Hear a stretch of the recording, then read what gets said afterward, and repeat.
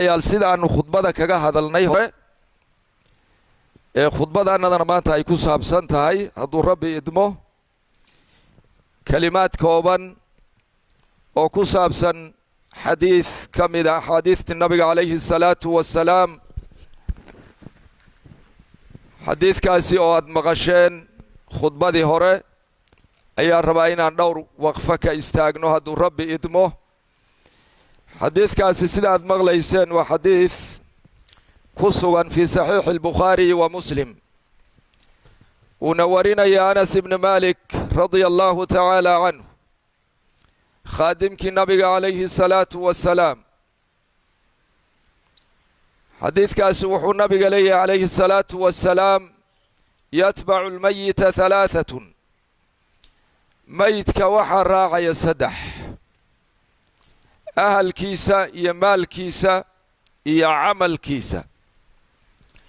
laba way soo noqonayaan buu yidhi nabiga calayhi salaatu wassalaam midna wuu la baaqi noqonayaayo qabriga ayuu la gelayaa ahalkii wuu soo noqonayaa tiro waxay la ekaayeen iyo tabar waxay lahaayeenba maalkiina sidoo kale waa la soo laabanayaa gaadiid iyo wixii lagu qaaday iyo qalab iyo naxashka ugu yar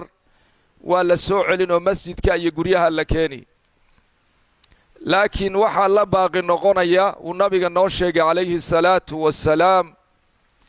camalkiisa oo keliya waa camalkii uu shaqaystay fii xayaatihi hadduu ahaa camal xasanaad iyo khayr badan lahaa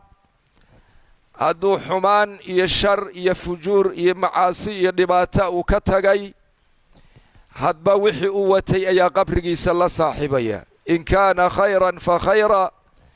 wa in kaana sharan fa shara marka walaalayaal xadiidkaasi macaani fara badan ayuu xambaarsan yahay waana xadiid mudan in qofka uu ka fikiro ciribtiisa dambe halka ay ku dambaynaysa shakhsi ahaan fardiga sidoo kale waxaa muhim ah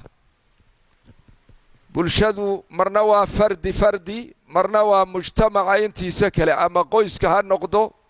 fardiga wuxuu ku laabanayaa usro ama qoys wax la yidhaaha qoyskana wuxuu ka tirsan yahay bulsho weyntaasi ayuu ka tirsan yahay bulshada hadde ama adduunka caalamka markii laga hadlayo dadka in la badbaadiya ummadda muslimiinta ah intaad awoodi kartid adiga ka shakhsi inaad ka qayb qaadatid waa muhim adoo ka bilaabaya naftaada wuxuu alla leeyahay subxaanahu wa tacaala fii kitaabihi alkariim yaa ayuha aladiina aamanuu quu anfusakum wa ahliikum naara allah wuxuu la hadlayaa dadka mu'miniinta ah waa nidaa'un liahli liimaan waa nidaa sharaf weeye oo dadkaasi ilaahay uu ku tashriifay markii iimaan lagugu sifeeyey waa sharaf gaara weeye